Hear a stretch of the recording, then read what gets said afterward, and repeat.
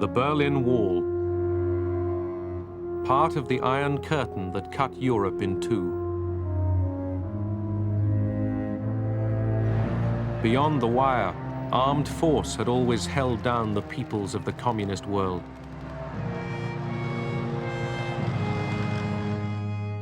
In 1989, the wall was still intact, but there was a new mood in Moscow.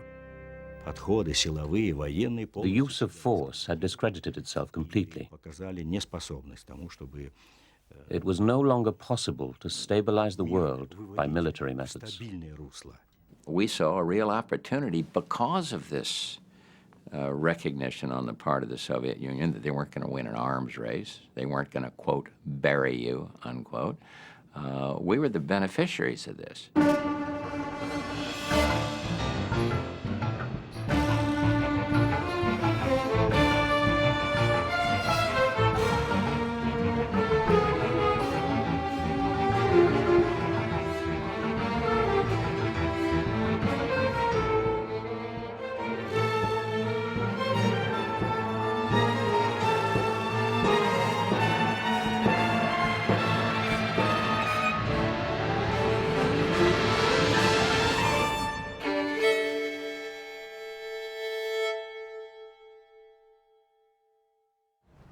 December 1988. Gorbachev met George Bush and outgoing President Ronald Reagan. Gorbachev had decided that the Cold War must be brought to an end. The Americans remained cautious. There were pressures on Mr. Gorbachev from his right, if you want to call it that, from his military, God knows from who else, who didn't want to see the rapidity of this change. By 1989, Gorbachev was determined to loosen Soviet control over the nations in the communist bloc.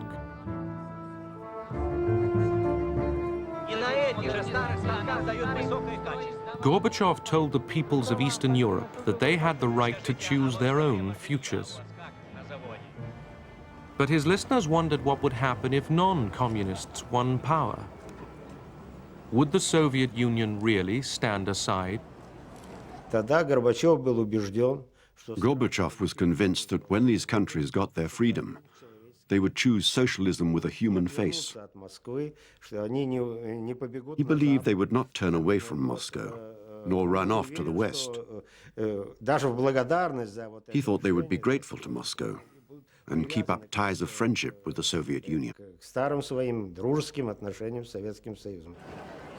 But not everybody wanted freedom from Moscow. Communist leaders like East Germany's Erich Honecker relied on Soviet support to stay in power. To imagine that the Soviet Union, after 40 years of alliances, would leave every socialist country to fend for itself and turn its back on them as if there had never been a brotherly community, this was unheard of. Hungary, 1956. Soviet tanks smashed the Hungarian attempt to win democracy and independence. Imre Nagy and the other leaders of the uprising were executed. Economic reforms improved life for a while, then hit disaster. By 1989, the communist government was losing control. But Soviet troops remained in the land. The Hungarian people were growing angry again. Fear drove the regime to promise political changes and more democracy. The country was close to an abyss, close to a total crisis situation. Economically, we accumulated by the time a huge debt. Politically, all the key players within the country realized that there is no way to get a better life via reforming the socialist model. In March 1989, Prime Minister Nemeth visited Moscow. The Hungarian leaders were planning free, multi-party elections. But would this be too much for Gorbachev? I said, I don't know as of this moment when we will have the first elections. But knowing that you stationing in the territory of the country roughly 80,000 soldiers, and having in mind the experience of '56, when your tanks crushed the revolutionaries and all the forces who fought that time for freedom, will you repeat the '56 exercise or not? And Gorbachev, without hesitation, responded quite clearly to me. I don't agree with the multi-party system, the introduction of the multi-party system in Hungary. But that's not my responsibility, that's your responsibility. There will be no instruction or order by us to crush it down. So that was quite important message. A nameless grave in Budapest hid the murdered leaders of the 1956 uprising. Now the government agreed to rehabilitate them, the dead and the living. Erzsébet Hrozova was 18 when she fought in the uprising. She spent 12 years in prison. I felt as you do when a plaster is removed, and at last you can breathe freely. You don't have to lower your head anymore. I felt I could breathe again. Imre Nagy and his comrades were given a public funeral. The government declared that the 1956 revolution was justified. The crowd listened to the names of the martyrs.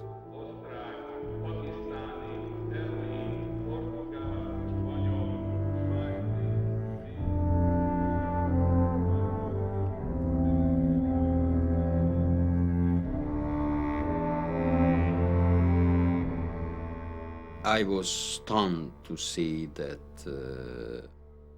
on that list, young boys, when they prisoned them, arrested them, they were 16 years old. And they waited till they celebrated their 80th birthday. And next morning, they killed some of them.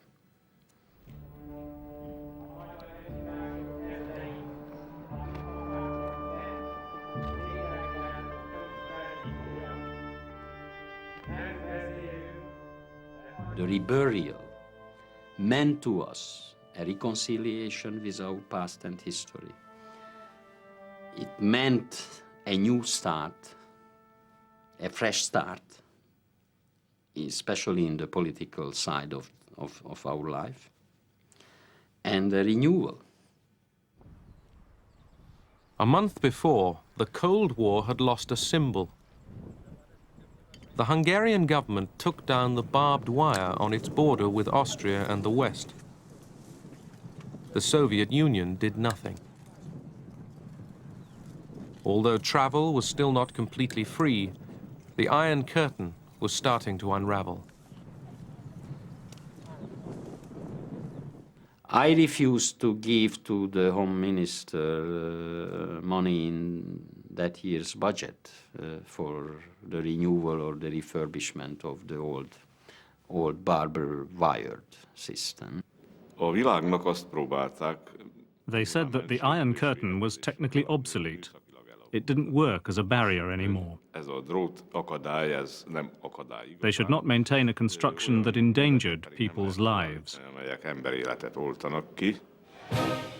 Hungary's boldness alarmed the hard-line Warsaw Pact leaders. None was more shocked than the East German ruler Erich Honecker.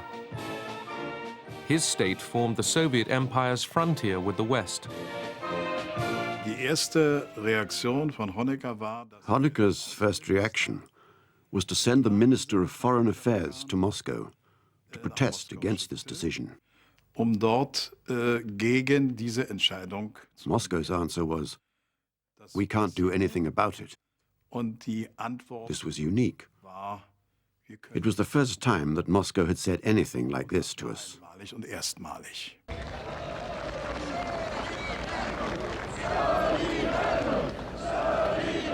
The Poles, like the Hungarians, were breaking with the communist system. Faced with a wave of political strikes led by the opposition movement Solidarity, the regime had given way. I knew that the communist system was finished. The only problem was, what would be the best way to get rid of communism?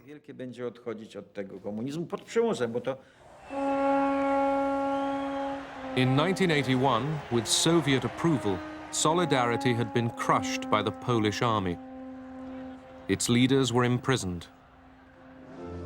Now, in early 1989, the government opened round-table talks with Solidarity. The Polish communists were prepared to share power, to discuss a shift towards democracy. Democratic institutions were being formed. They were substitutes for a full democracy. But we were different compared to the other countries of the bloc. We were, in a way, a heretical island. In June, elections were held.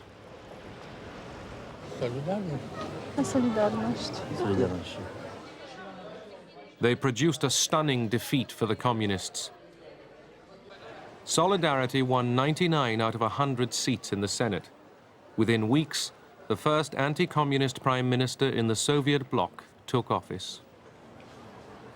When we knew that Gorbachev was thinking about reform, we saw he would not oppose our reforms, and that was important to us.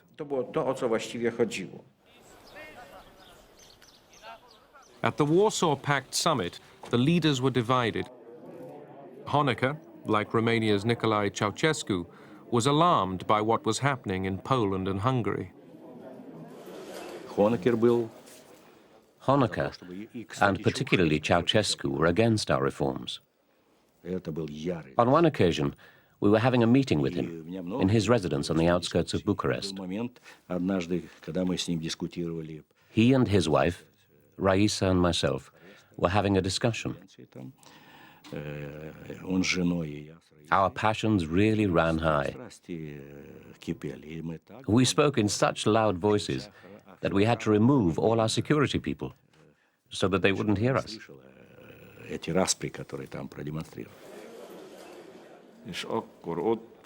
We heard that Ceausescu of Romania, Jakeš of Czechoslovakia, and Honecker were organizing some sort of conspiracy.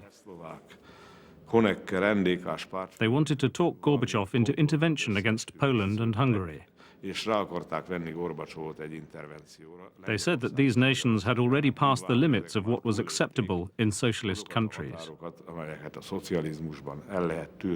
When I heard the first proposal from Ceausescu on this, I looked at the other side of the table where the Soviet delegation was seated, and our eyes crossed each other's side. So he was signaling to me that, okay, don't argue against. So in other words, he sent me by his eyes an important message that you don't have to say a word. It will not happen. And it did not. In July, President Bush visited Poland and Hungary. The West gave them moral support for democratic change, but little more.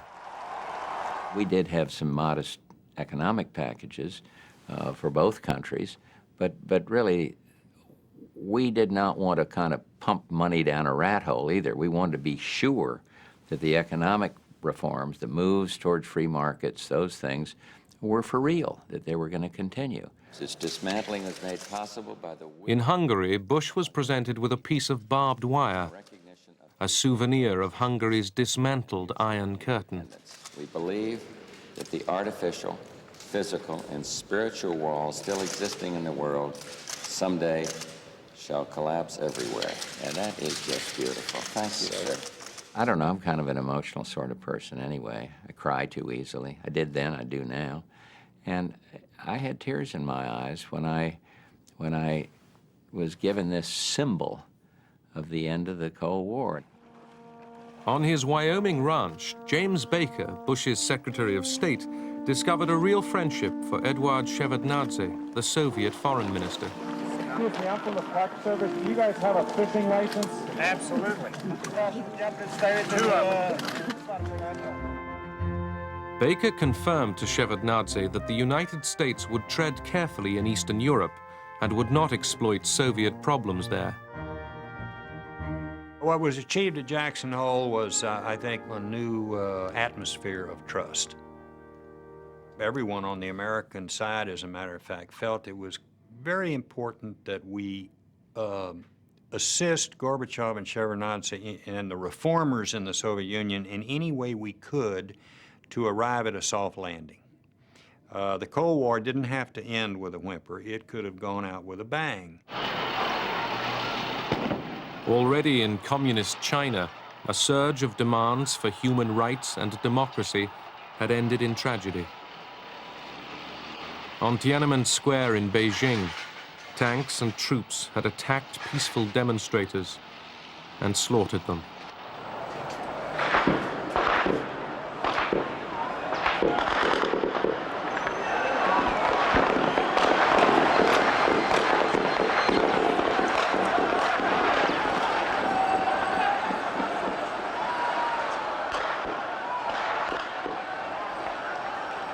The world shuddered. Would reform in Eastern Europe end like this? Erich Honecker in East Germany admired the Chinese solution to political protest. Honecker refused to admit that anything was wrong with his own system. I told them that they were responsible for the situation in their own countries. You decide what reforms you need. We need perestroika. Whether you need perestroika is up to you. Honecker said, we've done our perestroika. We have nothing to restructure. But in reality, East Germany was rotting away. Pollution poisoned air and water. The economy was running down. The police state stifled all initiative. There was apathy in public, daydreams in private. Wissen Sie, die meisten in der DDR hatten sich eingerichtet, hatten sich zurückgezogen. Most people in the GDR withdrew into their private lives. Absolvierte den Job. You went to your job, saw to it that your private life was protected from harm. Einbringen kann, integrieren kann.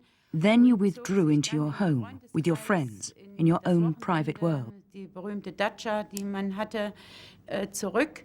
Und die You criticized society at home, die wurden, ja, but only among people you trusted. Vertrauten Kreis sehr kritisch beleuchtet.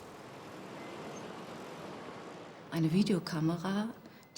There was a video camera installed in the building opposite us, which was trained on our window.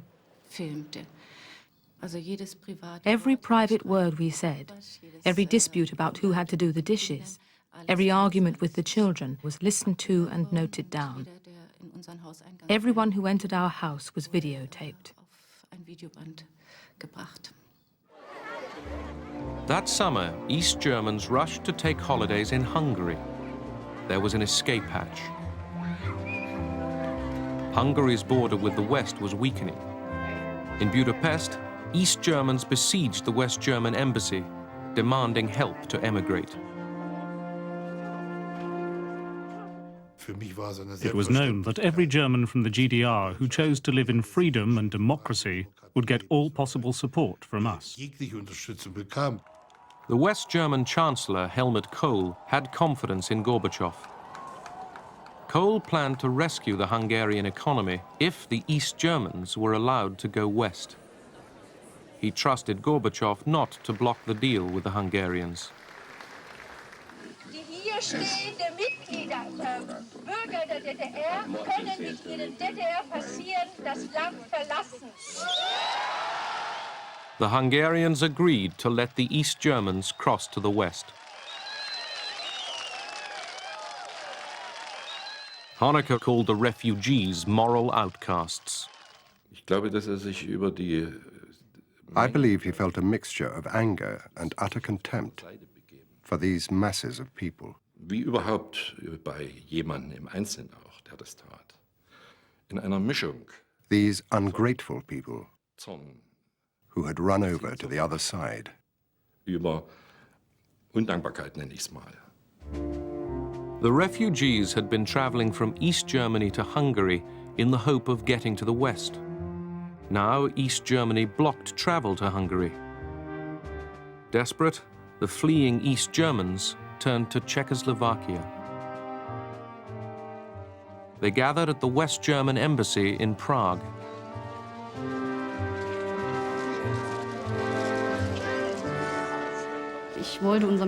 We had no prospects. I didn't want my child to grow up under that repression. It wasn't just that we couldn't travel, it was small everyday things. When the embassy was full, the refugees climbed into the garden. We didn't know what was going to happen to us. We knew there were many people inside waiting, but we weren't sure whether there would be police inside, or even the state security police, the Stasi. We walked fearfully along the fence, and then people from inside the embassy came up and said, "Don't you want to come in?" We were astonished and said, "Yes." "Wait," they said, "we'll get a ladder." We climbed the fence and were inside. At first, we saw just people. It was frightening, people everywhere. More and more refugees crammed themselves into the embassy and refused to leave. Ich habe da keine Perspektive. Ich habe gearbeitet die Woche 70 Stunden, 30 Stunden maximal geschlafen und am Ende sind 15 und dann Mark drüber geblieben. Das ist nicht normal, das ist keine Perspektive für meine Familie und mich. The Czech police made futile attempts to stop the inrush. Inside the embassy, the overcrowding and squalor grew worse day by day. Both German governments, East and West, were at their wits' end. West Germany's foreign minister, Hans-Dietrich Genscher, came to Prague. Under Soviet and West German pressure, Honecker had consented to a face-saving deal.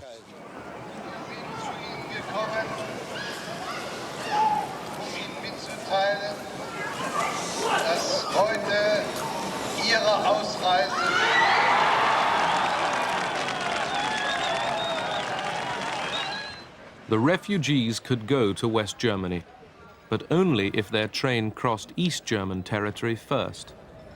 Then Honecker could claim that he had expelled them and cancelled their citizenship.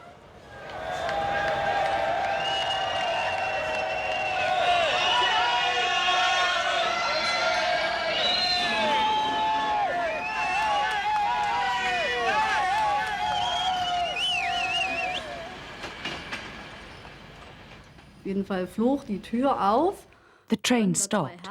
Two men opened the doors. "Good day, we are from the state security and will collect your identity cards now." And I will never forget how they had to bend down to collect these documents, because the people threw their identity cards at their feet. The feeling was, there's your card, you can't threaten me anymore. It was very satisfying. Back in Prague, a new wave of refugees stormed the embassy fence.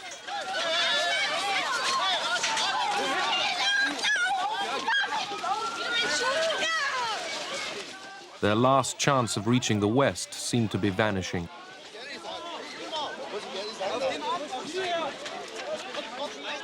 Within a few days, another 7,000 people had scrambled into the embassy garden. Some East Germans chose to stay and protest. The Lutheran churches were sheltering an opposition movement. Inspired by Gorbachev, the protesters dreamed of turning East Germany into a democracy. Ich glaube, für die meisten war Gorbatschow eine große Hoffnung. Gorbachev gave us great hope. First of all, he tried to change his country in the same way as we wanted to change our country, through perestroika, a gradual liberalization. In Leipzig, the police struck back. On September the 4th, Western journalists filmed plainclothes security men as they attacked the demonstrators.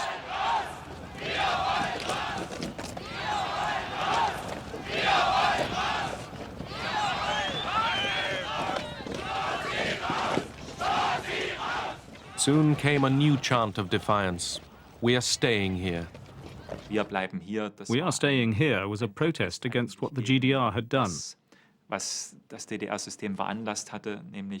namely to drive young people to leave the country because they had no prospects. That was a turning point, and people said, we still have hope. Every Monday in Leipzig, there were demonstrations at the Nikolai Church. They swelled into mass protests. The police tried to stop them.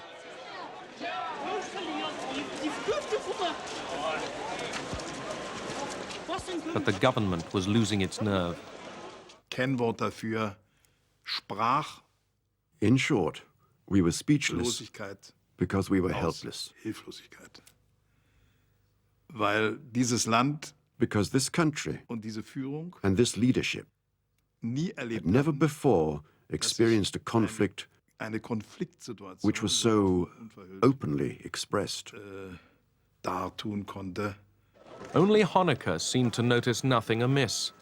On the eve of East Germany's 40th anniversary that October, he was confident as he waited with his colleague Egon Krenz to greet his senior guest, Mikhail Gorbachev.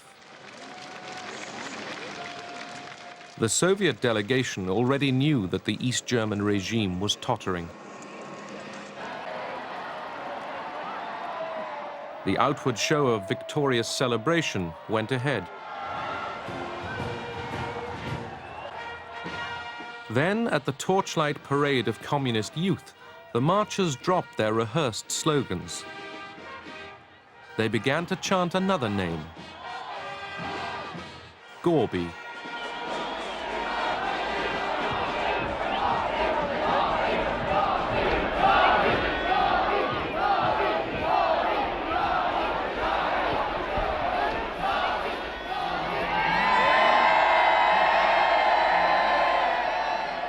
Honecker pretended not to notice.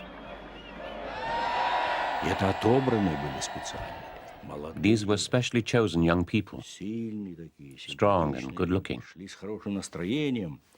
They were in a cheerful mood, but they started chanting slogans. Gorby, help us. Gorby, stay here. Rakowski, the Polish leader, came up to us and said, "Do you understand German?" I said, "I do a little bit." "Can you hear?" I said, "I can." He said, "This is the end." And that was the end. The regime was doomed. This was a vote of no confidence against us. Gorby Gorby did not mean do it exactly as it was done in the Soviet Union. Gorby Gorby meant we need change here in the GDR. In a series of increasingly surreal meetings, Gorbachev tried to inject a sense of reality. Honecker and I spent about 3 hours talking. He couldn't understand why I wanted a meeting. But we had a serious discussion. I told him what we were doing. He told me what they were doing. He described it all as one victory after another. But I said, he who lags behind events loses.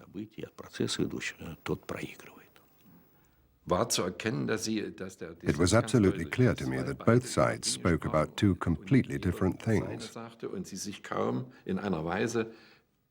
They did not try to meet in the middle. During the whole conversation, they did not agree on a single thing. dass das also fundiert gewesen wäre. As the leaders met at the closing reception, a plot was hatching against Erich Honecker. A group in the East German Politburo had decided to try and get rid of him. Nun müsste die Zauderei, We could no longer afford to hesitate in removing Honecker. Honeckers anbelangt, endlich also We had to act fast. Wir müssen uns beeilen. Und daraus konnte man entnehmen, dass die Welt, You could see that he did not understand what was going on. wenn jemand in einem He had an autocratic approach to what was happening around him. dann He ist couldn't es in cope der with the Tat situation. also für ihn nicht mehr nachzuvollziehen. Verehrte ausländische Gäste, recht herzlich danken, dass Sie an den Feierlichkeiten aus Anlass des 14. Jahrestages der Deutschen Demokratischen Republik teilgenommen haben. At dinner with Gorbachev and the leaders of the Warsaw Pact countries, Honecker was a complacent host. Meanwhile, a hostile crowd was gathering outside.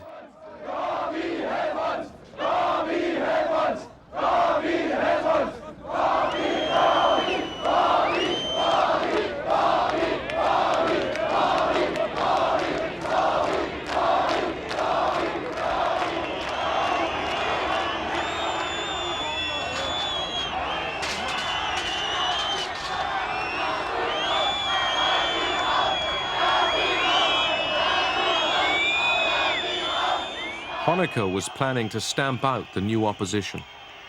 No one was sure how far he would go. There was a permanent fear that there might be a Chinese solution to the problem and that weapons might be used. We could never ignore this possibility. Sometimes we even thought that Soviet tanks might appear. That evening, the demonstrations in Berlin continued.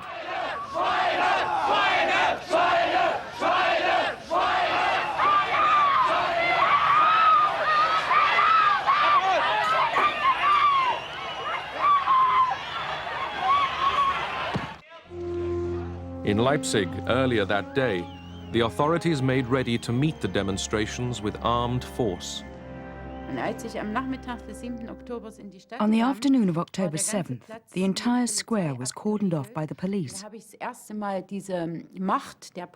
It was the first time I saw the power of the police. They stood in a phalanx with their helmets and shields and face masks.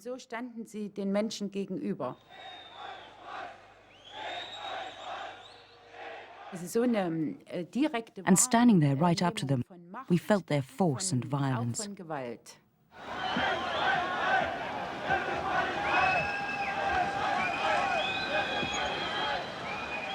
That night, the police charged and scattered the demonstrators. But an even larger protest rally was called for 2 days later. The army was on standby.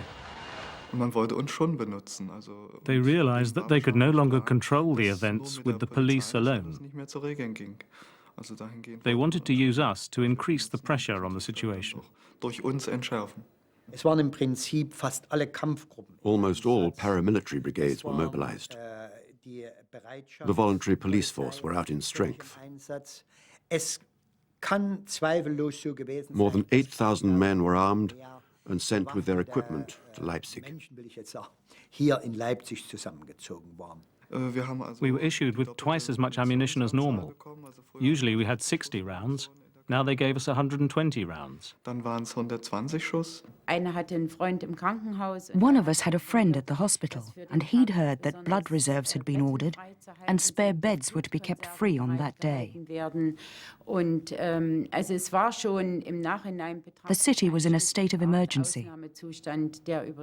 Shops had to close at 5 o'clock. We felt very intimidated. At work, people warned each other, don't go into town tonight. Who knows what's going to happen?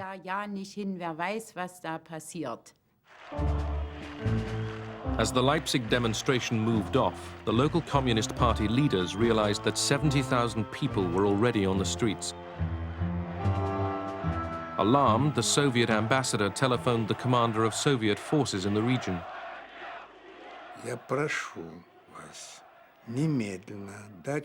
I urge you to immediately order the troops back to the barracks. That's the first thing. Secondly, stop all maneuvers. Third, stop all flights of military planes.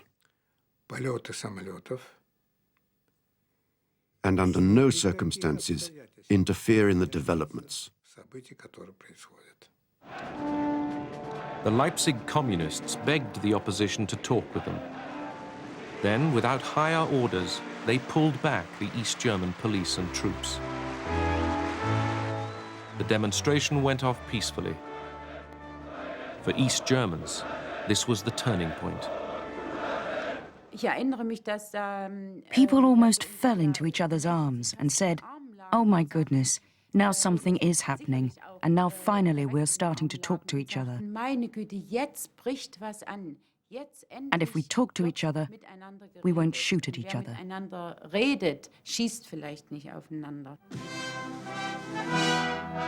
Now Honecker's allies deserted him. He was voted out of power by Egon Krenz and the entire Politburo on October the 17th. It was high time for him to go. It would have been impossible for us to get out of this deep valley with him at the top, even if he'd mustered all his authority for change. Now Egon Krenz was in charge. He promised democratic reforms. He assured the people that he would make it easier for East Germans to travel west, the issue which had set off the whole crisis.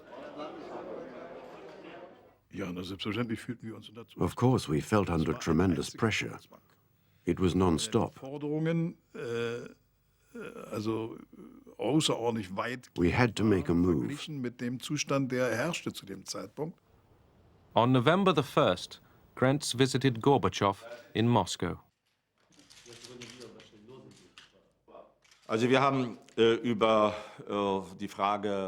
We talked very openly about the question of free travel. And he said to me, "If you don't find a new formula which allows the GDR citizens to travel, then things won't look good for you." Egon Krenz was unfortunately devoid of any charismatic qualities.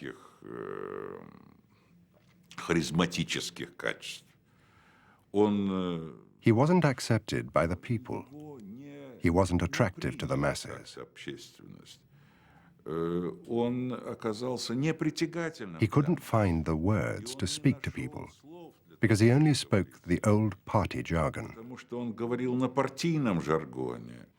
89. By 89, many people, myself included, were no longer prepared to look for dialogue. I remember that we said, now our readiness for dialogue has expired. Now it's confrontation. In vain, Krenz offered new freedoms. The street demonstrations grew bigger and asked for more. In East Berlin on November the 4th, a crowd of 500,000 people gathered. Liebe Freunde, Mitbürger,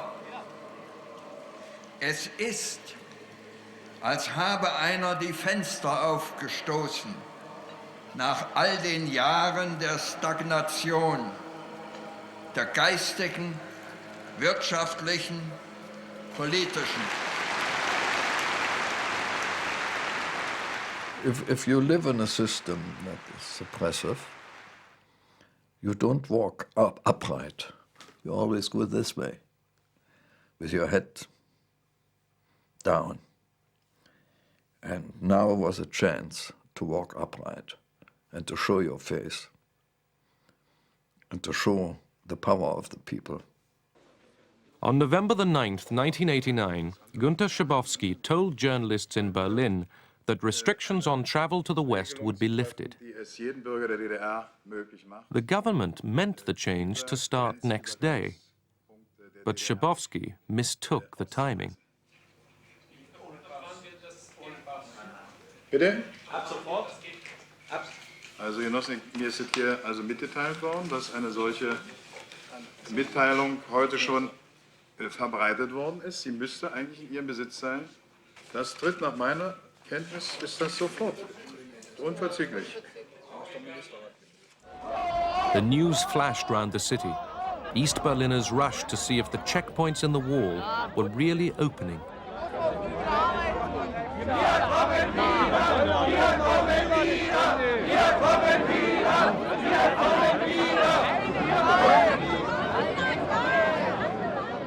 The border guards were baffled. We didn't get any instructions from our superiors. None. Only observe the situation. We tried many times to speak to our superiors, but nobody got back to us.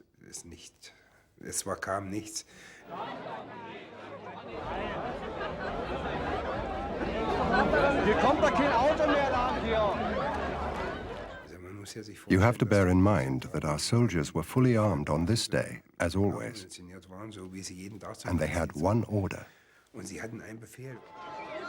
That order was to stop anyone trying to escape. But the crowds were huge now. Suddenly, the guards gave in. They opened the barriers.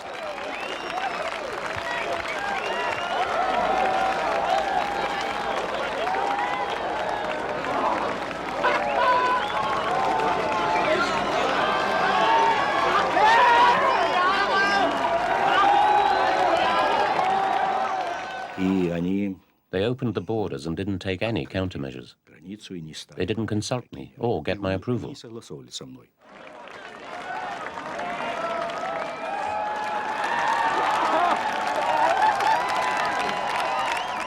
hat mich angerufen nach der Das ist ein wunderschöner Tag.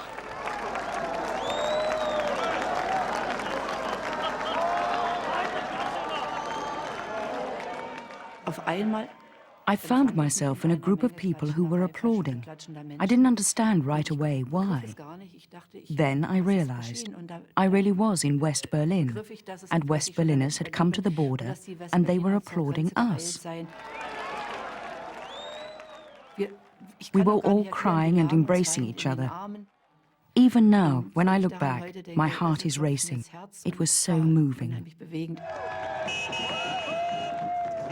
Bekannte, die wollen wir besuchen, die warten um 12 Uhr. Wir wollen einfach mal rüber. Nur mal gucken. Das ist traumhaft. Und dann wieder zurück. Wann? Ne, heute irgendwann. Oder, also besser gesagt, doch heute. Wahnsinn! Wahnsinn! Was zu tun? Das ist toll. 28 Jahre, das ist die Stunde. Let's go, ich bin sehr glücklich. West Berliners arrived from the other direction. They began to demolish the wall in front of the Brandenburg Gate.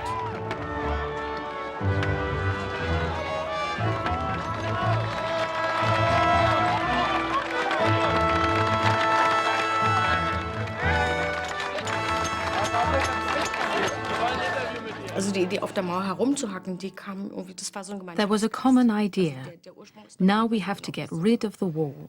Diese Werkzeuge kamen ja aus der Gruppe und Everybody had different reasons. Jetzt müssen wir die Mauer wegkriegen. Und jeder hatte wahrscheinlich andere. For me, it was that I had relatives on the other side who couldn't come over. Man kannte, dass man eben nicht, wie man wollte, zusammenkommen konnte.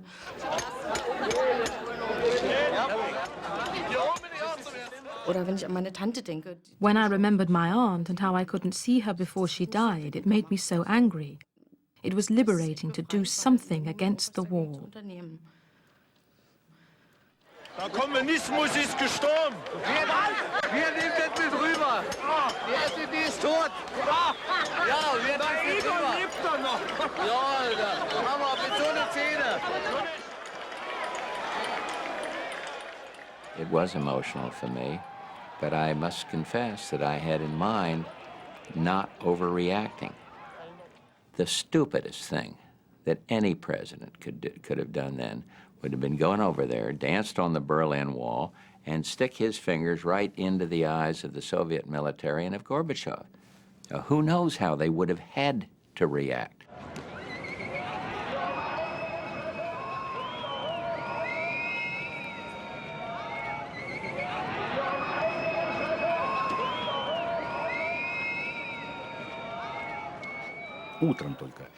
Next morning, I got a phone call. They told me what had happened. I said, you made the right decision. Because how could you shoot at Germans who walk across the border to meet other Germans on the other side? So the policy had to change.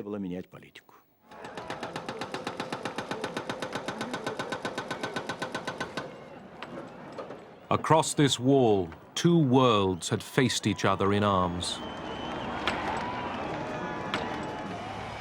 Now their enmity was dumped into history. Germany would be reunited. But Europe's revolution against communism was not yet done.